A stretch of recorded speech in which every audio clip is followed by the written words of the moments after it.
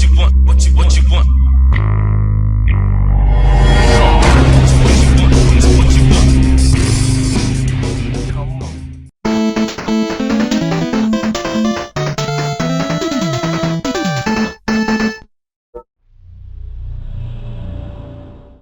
Core Design. Remember Core Design, who were based in Derby and made some interesting games over their 20-year history? I assume a few people remember some of their classic games.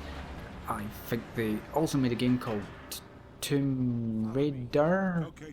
Did I pronounce that right? I'm not sure how many people have heard of it, but I have been told it's rather popular. Well, I think it is anyway. And moving along, in their twilight years they did manage to squeeze out a few interesting little titles before the hand of fate crushed them in an epic bloody mess. Yay for blood. Project Eden came out for PS2 and PC at the back end of 2001 and was more or less forgotten by the main crowd of gamers who are waiting for something else to come along. That in no way indicates Project Eden is a bad game. Well, I mean, it has its flaws, but it's actually very bloody good. The game is set in the future where pollution is rampant and people have built their cities into the sky. The rich live above, the poor live below. You get the gist. You play as one of 4 members of our team of protection officers who venture down into the depths to sort out some problems in a factory going haywire. Jeez, Control. You weren't kidding about the place being a bit unstable. Calm yourself, Andre. I can handle this. Along the way, the mission becomes more complex with drug abuse, gang members, monsters, scary little girls, and a potential traitor from within. It's not the most amazing plot ever, but it's there in the background, and you do want to check it out from time to time. Gameplay works well with the 4 team members as you can flick between them at any time you want, and you can control them separately. Or you can control one and have them play follow the leader with you.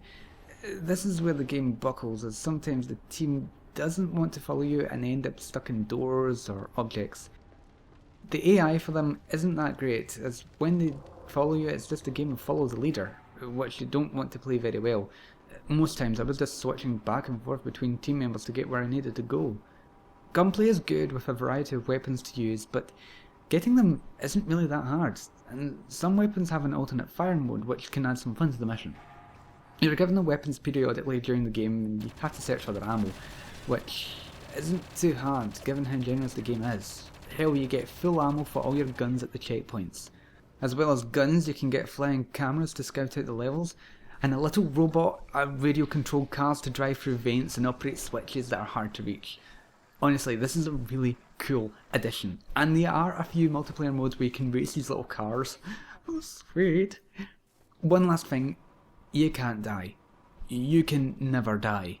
You constantly pass through checkpoints which scan you, and if you were to take a nasty fall, you're revived with full health and energy. Given how often you will bite the dust, it's appreciated. Somewhat. Now, with 4 characters you get some great tactical gameplay, as each character has their own skill. The team leader, a gruff black guy called Carter, has the ability to open secure locks and interview suspects. The techie Asian girl Minoko can hack PCs and use terminals. The balding mechanic Andre can fix broken machines and switches, and the friendly robot chick Amber can walk through fire and hazards. It doesn't seem like much of a difference between them, but you will be putting their skills to good work over the game. Presentation is where the game falters with some glitches and dated visuals. Controls are a bit iffy on the PC with some odd keyboard layouts, but they're a dream on the PS2, despite some glitches here and there.